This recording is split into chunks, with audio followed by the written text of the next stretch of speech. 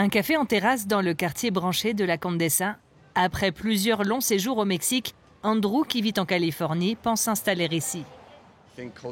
Culturellement, le Mexique est très ouvert. On s'y sent bien accueilli.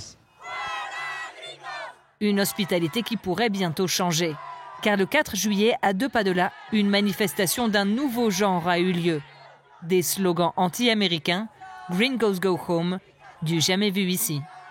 Je ne l'ai pas interprété comme une manifestation raciste.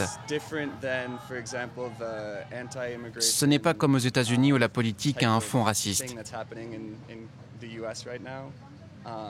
Ici, je pense que c'est bien plus une motivation économique. Principal motif du mécontentement, la gentrification. Des loyers et un coût de la vie devenu inabordable pour la plupart des Mexicains, qui lient cette inflation à l'arrivée de milliers d'Américains venus s'installer dans cette zone depuis la pandémie. À peu près 70% de notre clientèle est étrangère. Je pense qu'ils apportent beaucoup à notre économie.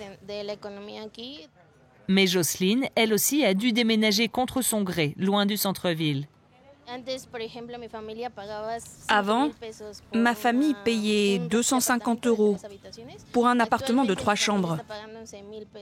Et maintenant, on paye 300 et dans une zone beaucoup plus éloignée.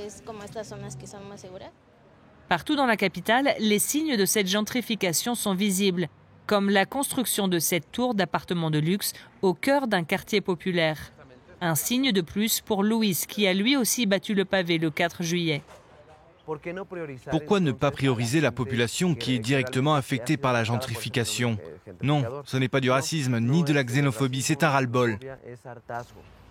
Les commerçants du quartier ont été les premiers affectés par la construction d'un centre commercial huppé au pied de la tour.